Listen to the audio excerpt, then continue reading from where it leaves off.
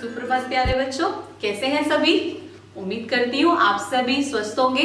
बच्चों की जैसा कि हमने पिछली कक्षा में, पिछली हमारी वीडियो में हमने जाना कि मृग जो हैं वो बहुत भागते दौड़ते थे उस जंगल में, है ना।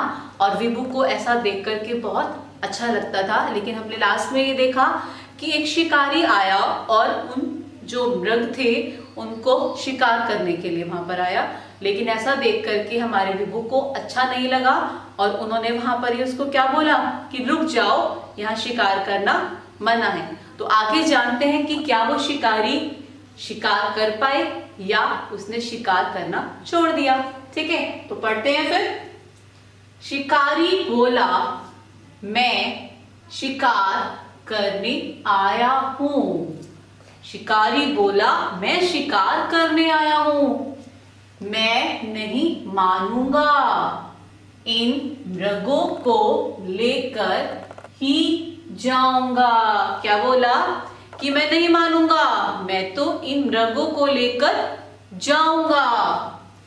विभू बोले, ये मृग मेरे पास आए हैं, ये मृग मेरे पास आए हैं, मैं इन मृगों की रक्षा करूंगा। विभू बोले कि ये मृग मेरे पास आए हैं और मैं इनकी रक्षा करूंगा, इनका ध्यान रखूंगा। शिकारी हैरान चकित हो गया, है ना, हैरान रह गया। बोला, नहीं, ऐसा नहीं हो सकता। शिकारी बोला, नहीं, ऐसा नहीं हो सकता। विभू ने कहा, अब विभू ने क्या कहा, तो फिर लौट जाओ। विभू ने उसको बोला कि तो फिर लौट जाओ, वापस चले जाओ।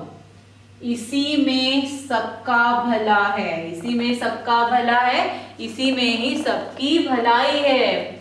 शिकारी कुछ सोचकर बोला, और शिकारी थोड़ी देर बाद बोला, कुछ सोचा उसने और सोच करके बोला, मैं आपकी आज्ञा मानूंगा, मैं आपकी आज्ञा मानूंगा, जैसा आप कहेंगे मैं वैसा करूंगा।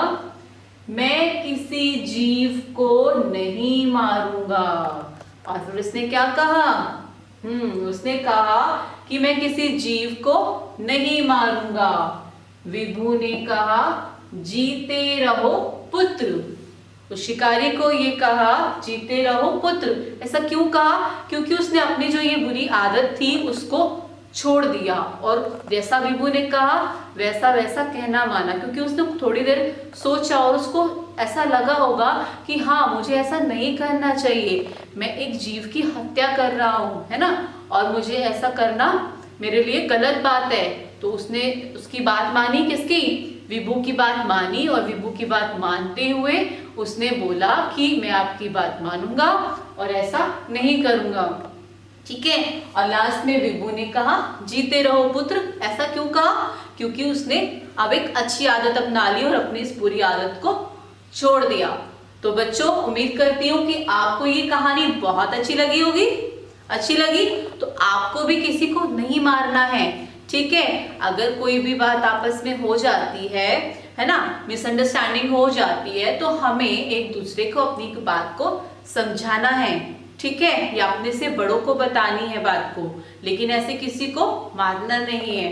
Okay, good students. ओके, तो आज का आपका जो गृह कार्य है वो क्या है, पेज नंबर 82, 82 पेज नंबर का रीडिंग करना है। और आपको कुछ भी समझ नहीं आता है तो या आपको अपनी मैम से जरूर पूछना है। अब तक मेरे साथ जुड़े रहने के लिए धन्यवाद बच्चों।